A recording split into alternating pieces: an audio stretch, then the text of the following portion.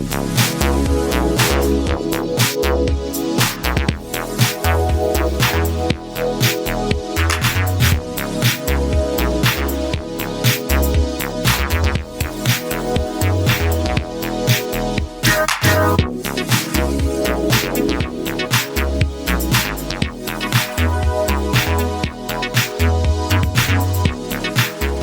to Rick's Corner.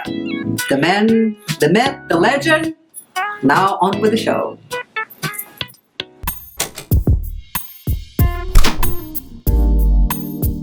Welcome to Rick's Corner. Today I have a guest that's visiting. He was here with Old School Labs for a lunch we had yesterday at the Firehouse along with Tom Platz and Samir Banu and some other guys. And we talked about doing the show, and it's my pleasure to have John Hanson, who was a Mr. Universe at the age of 14.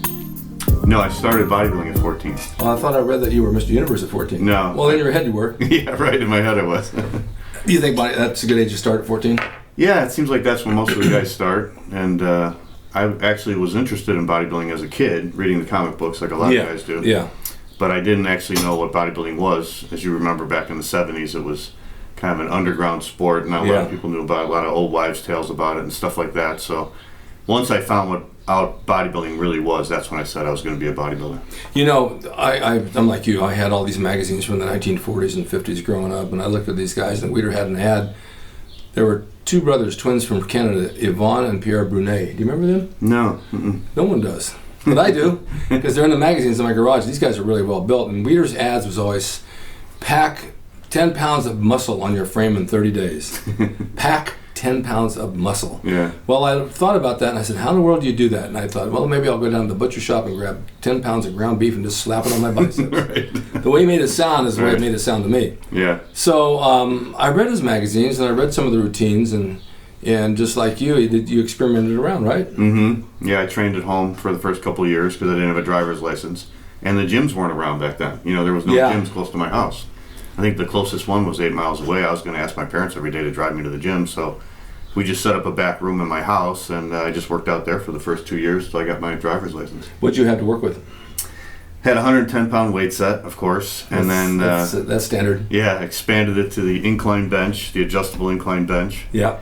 And then added some dumbbells, and that was about it. Not much leg equipment, so my legs were pretty far behind my upper body. Well, the dumbbells, you have to take the collars off and put them on. Yeah. God, that's such a job. And I kept stripping them because I used to go the wrong way with the screw, with the driver. That's such a job. Yeah. And then the bars, because they stick out, hitching the legs and cut your legs. Yeah, right. These guys don't know this stuff. This is what happened back then. I went to YMCA, was like that. Some of the things were already pre-made, which was good, but the pull-down bar had a cable and all the wires were sticking out, and then it would bust as you're using it and cut you in the stomach. Yeah, right. Remember when you had to hold yourself down? Your partner had to hold you down for the pull-down? And the bench press bar was bent. It wasn't even an Olympic bar. Some other bar, real long, and it was bent like this. So when you would pick it up, it would sway in your arms. It would just wobble. Right. Did you know anything about diet then? No, not really. The only thing I knew was not to eat sugar foods. So when I was a kid, I used to eat cookies all the time. Mm-hmm. And once I started bodybuilding, I said, that's it. No more sugar food. So my parents were like, wow, he must really be serious about this if he's not eating cookies or anything else. You know? So, but that's really all I knew. I just eat good bodybuilding foods, you know. And I started competing when I was 16. And I did 10 teenage shows in 3 years between 16 and 19 until I was no longer eligible for the teenage.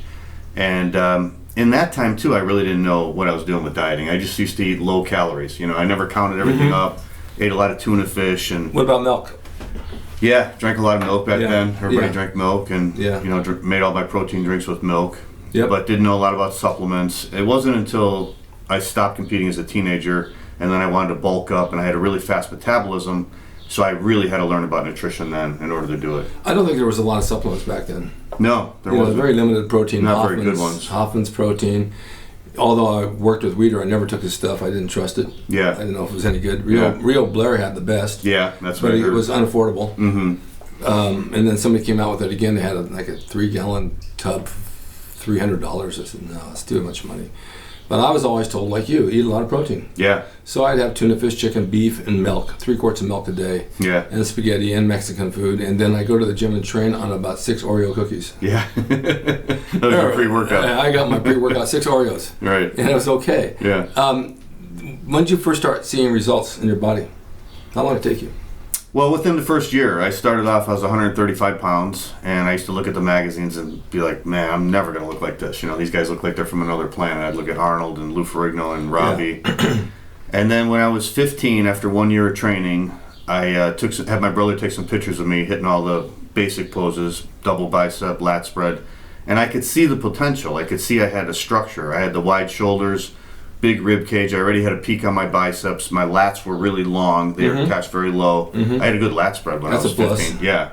My chest also was attached long and wide. So it was just a matter of filling it up, building the size. Yeah. But I could see the resemblance between my body and the guys in the magazines. You know, I could see the potential was there. I just knew it was going to take a long time to develop it. I wasn't a guy that got big easy. I was skinny. I was an ectomeso, I guess.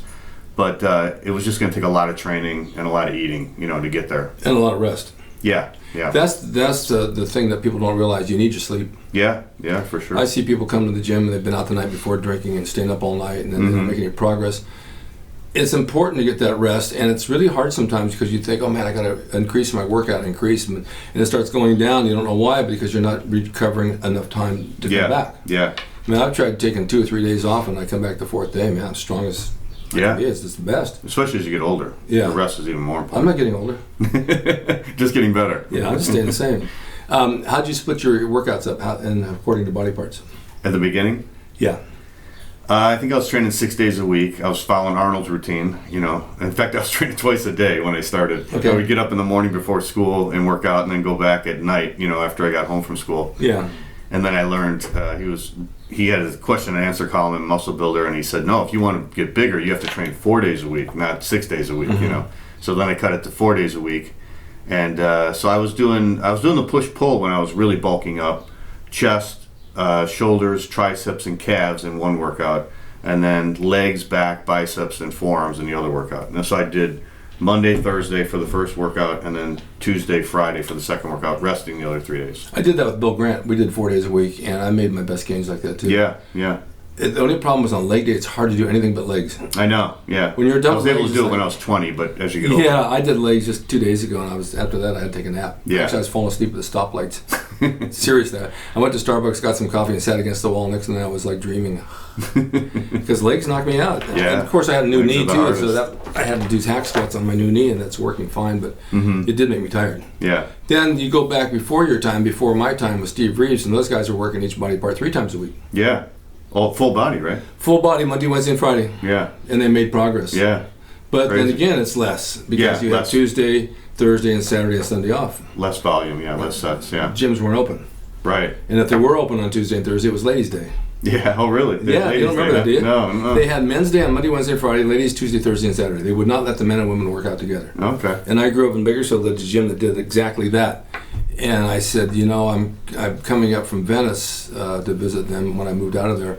And I said, you need to change with the times and have everybody train together. Yeah. Well, I don't think they'll go for it in this city. I said, why not? It's co-ed workouts. There's nothing wrong with it. What year was this, Rick? 69, 70. Okay. I said, you could even have co-ed showers. I'm okay with that. Yeah. So this guy he put a room in the back where the women could go, and the one in the front, they had to cross paths. Okay. And that was okay, but they were very conservative. I said, it doesn't really matter. Women work out harder than men nowadays. Yeah, they do. They do. They really do. That's what I'm noticing in the gyms now. Yeah. Especially the young kids. Yep. They bust their ass. They put their headset on and they go nonstop. The guys are sitting on the bench with their phones. Yep. And the girls, I don't know whether they're training for bikini or what, but they're training hard. Training really hard. Yeah. I saw a young girl in there the other day. She was squatting 225. She must have did 5 sets of 5. Yep. Young, not a bulky girl, not a power lifter. Just a good-looking young girl. Had the It's strength. amazing. Yeah. The 4 day a week, I might even go back to that. I think that's kind of cool. But for me, it's finding, what do I do the other 3 days in the morning if I don't go to the gym? Right. I don't want to stay home. Yeah. So I probably would go and just ride the bike. Yeah. You know, just not do the weights. That could probably work pretty well. I have to reorganize it. What happens, I have a lot of older guys that write to me that are just starting up, or they've trained before and they want to come back and they don't know quite what to do. And I tell them, always start slow again. You can't just jump into where you were 20 years ago. Yeah, for sure. You get those questions? Yeah, for sure. Yeah. And how do you start them out? Well, I train a lot of guys who are what we call dad bods. I just started a website called Dad Bod to Rip Bod because I've been helping a lot of guys. Is that like wearing mom jeans? Yeah. Right. So I just start them off real slow. Just if they haven't trained before, we'll just do the whole body, like a full body workout, like you were saying. Yeah. And just 3 sets of everything, and or we'll just do a split routine where we're training over 2 days. But again, just low volume, and then just gradually increasing the weight every week. They should be getting stronger every week, Right. especially if they've never done it before. And then you structure their diet. Yeah, and then structure their diet. That's a big thing. Have you noticed? I know you don't because you look great as you get older. I had ripped both my quads in 2001, so those are reattached. And I got a new knee, and then I ripped my tricep up this arm, and I have shoulder damage from wrestling. The joints got arthritis, and they pinch nerves. Yeah. But I've noticed on my arm workouts, they're not what they used to be, and I can't get the size back that I had. Mm-hmm. And I don't know if that's an age thing or if it's an injury thing. Yeah. Can you tell me?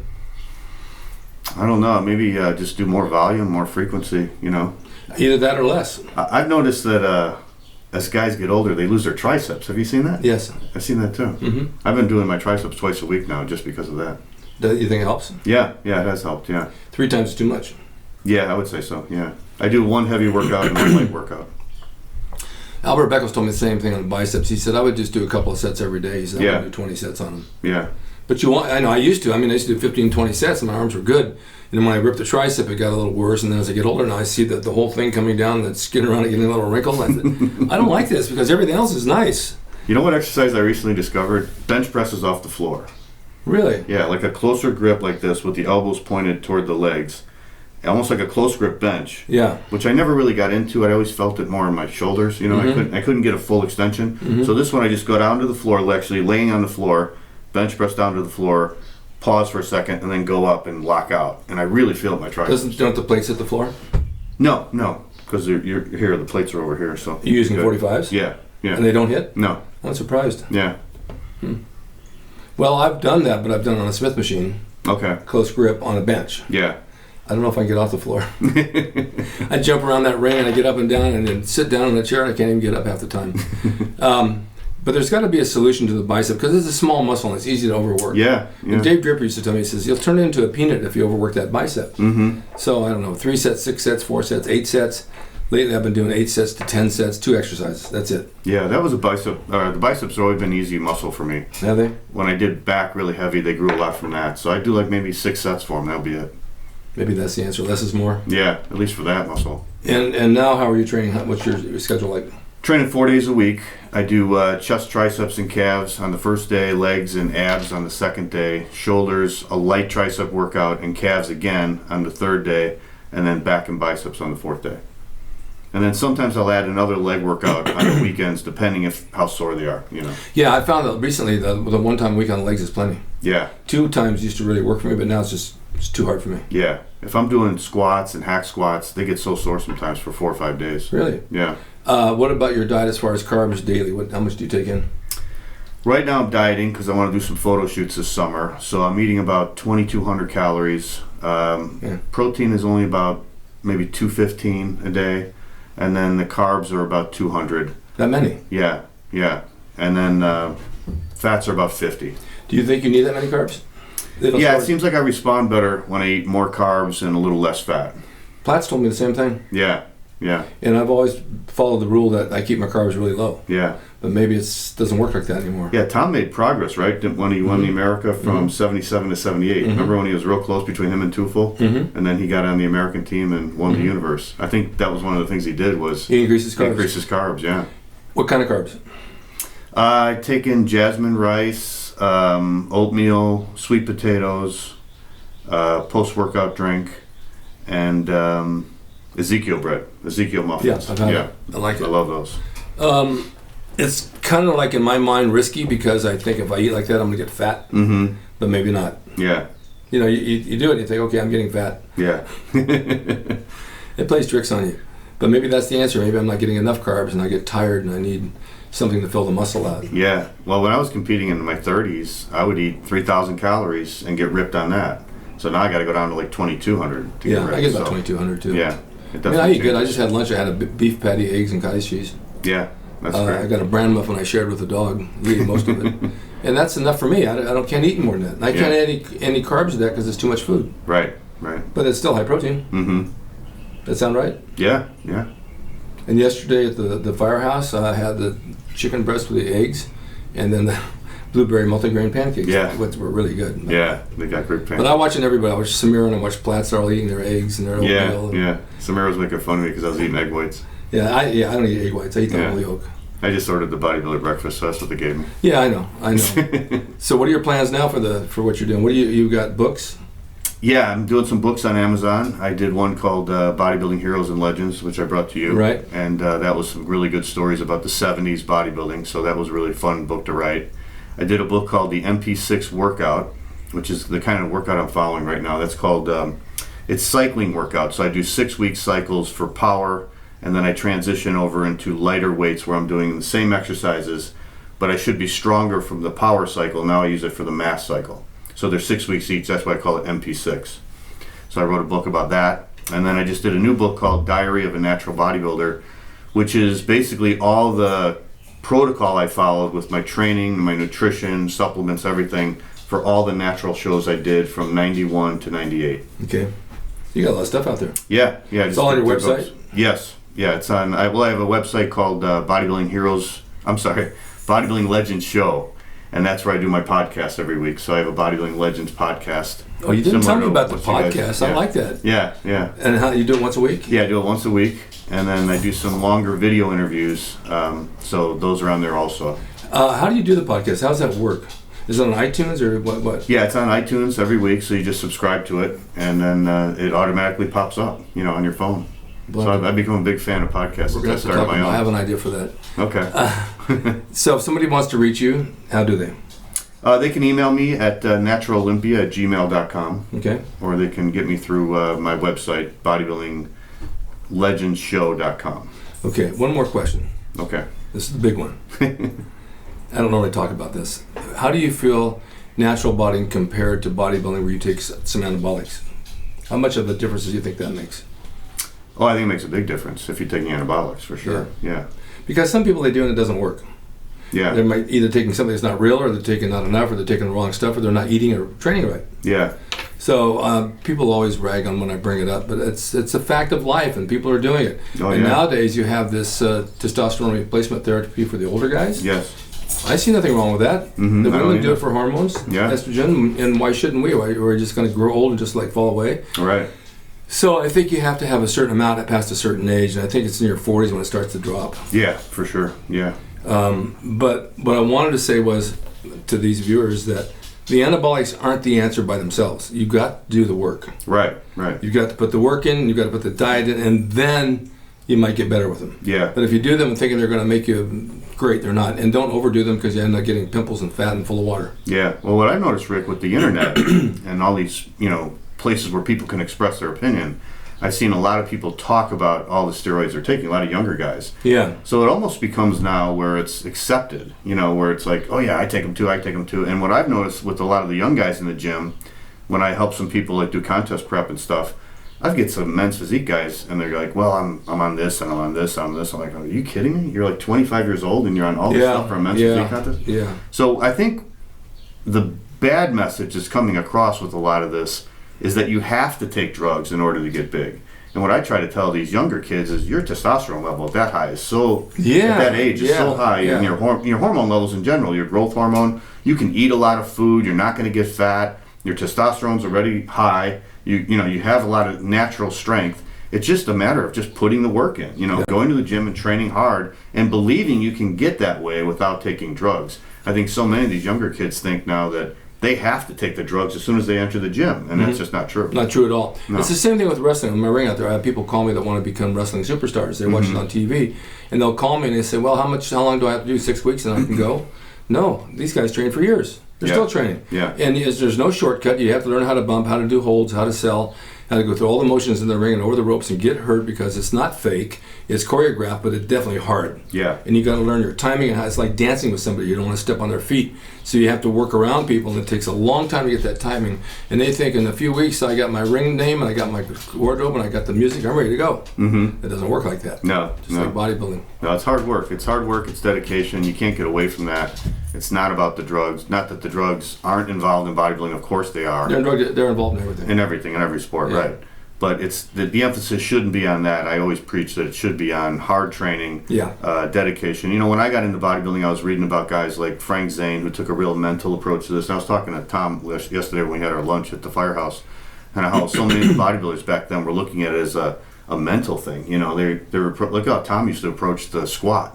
You know, he said it was like going to the altar to preach, you know? Yeah, I know that. And if you watch Dave Draper, who's a friend of mine, he'd come in the gym and he was so focused. Yeah. He said, Rick, you got to squeeze the blood out of every rep. Right. Every rep has to count. Yeah. And he did. And that's why he was so great. That's where the focus should be. I think it should be on training hard, focusing, visualizing yourself, like Arnold always talked about. You know, again, not that the drugs aren't being used. Of course they are, and of course they work. But the main emphasis, I think, especially for these younger kids, should be on the training hard, eating right. You know, when I was eating and I was trying to gain weight, I had to eat close to 5,000 calories a day. I mean, that's how much I had to push my body with the calories in order to slow down my metabolism so I could gain some weight when I was 20. Because I was stuck at like 205 for like a year, and it wouldn't budge. And I was training right, and I was eating right, and I just had to eat even more. I had to force my body to grow. Sometimes it's really hard. Yeah. You know, as you get older, it's hard to eat a lot of food. I'll go out and eat a dinner, and I'll take half home. Yeah. I used to laugh at people that do that. Oh, you're taking half home for tomorrow. Why? I can't eat it all. I can't either. Yeah. I went and got a big rack of ribs with my kids the other night, and a huge rack of baby backs. I ate half of it sitting there. I couldn't eat it all. Yeah. And I had that and a half a baked potato, and I was stuffed. Yeah. It's weird, but well, I'm glad you came by. I'm glad we were able to talk. I am too. Buy John's book, and he's got some good stuff out there, and your website as well, right? Yeah, and all the books are on Amazon.com, so you can just, if you look under my name, you'll find them all. And then the BodybuildingLegendsShow.com is the website. Okay. Or the Bodybuilding Legends podcast if you want to subscribe to it on iTunes. Yeah. That's awesome. Thank you guys for watching. Thank you, John, for being here. Thank you, Rick. And we'll see you all next time. Until then, stay tuned for traffic and weather coming up next. I always say that. Hey everyone, now you can have the Gold's Gym logo drawn by me, the artist Rick Drasin, personalized and made out to you and signed by me to frame and put on your gym wall or wherever you see fit to do so. It's a piece of bodybuilding history. It will never be duplicated again. It's the largest selling icon t-shirt logo in the world, and I'm the guy that drew it, and I will draw it for you. Just go to my website, rickdrasin.com, and order there. You can pay through PayPal, and it'll be sent out right away. And be sure to watch Rick's Corner for all the videos on bodybuilding, nutrition, fitness, pro wrestling, and anything that suits your interest as far as getting physically fit and being the best you can be from the golden era of bodybuilding.